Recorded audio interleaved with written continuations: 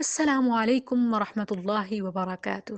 نحمده ونصلي على رسوله الكريم، أما بعد، فأعوذ بالله من الشيطان الرجيم، بسم الله الرحمن الرحیم۔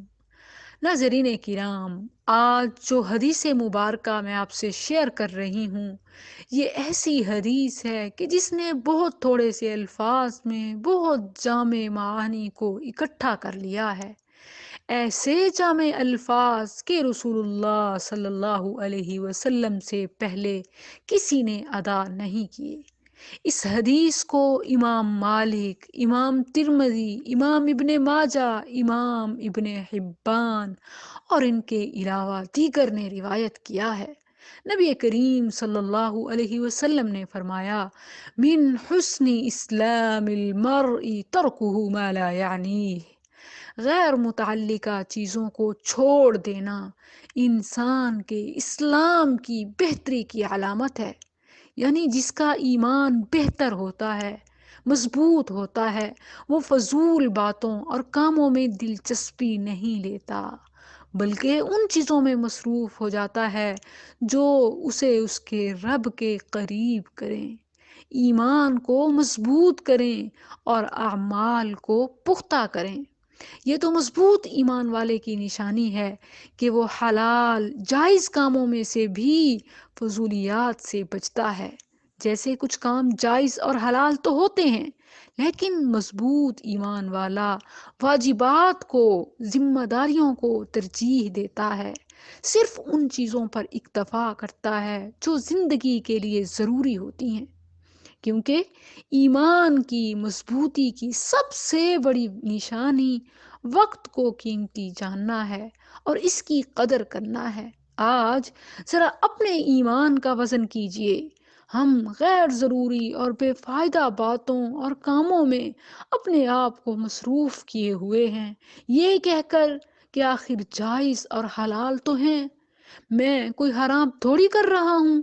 ہم نفع بخش چیزوں، بلندی کی طرف لے جانے والے کاموں، اعلیٰ مقاصد اور بلند مرتبوں کو چھوڑ دیتے ہیں اور واضح ہلاکت کا شکار ہو جاتے ہیں۔ یاد رکھیں، جو شخص ایسے کام کرتا ہے جن سے کوئی فائدہ نہیں ہوتا، just for fun, just for time pass, تو ایسے کاموں سے متعلق شیخ الاسلام ابن تیمیہ رحمہ اللہ فرماتے ہیں کہ یہ کام بندے کو فائدہ نہیں بلکہ نقصان پہنچائیں گے۔ انسان تو اس لیے کرتا ہے کہ ہیں تو جائز، کوئی حرام تھوڑی ہیں، کیسے نقصان پہنچائیں گے؟ تو یاد رکھیں کہ صرف ذمہ داریوں کو چھوڑ کر جائز کاموں کے پیچھے چل پڑنا ہی نقصان اور ہلاکت کا باعث ہے۔ غیر ضروری بے فائدہ چیزوں میں مصروف رہنے کی ایک شکل یہ بھی ہے کہ زیادہ اہم کاموں اور واجب چیزوں کو چھوڑ کر صرف جائز کے پیچھے بھاگا جائے، یہ بھی وقت کا ضیاع ہے۔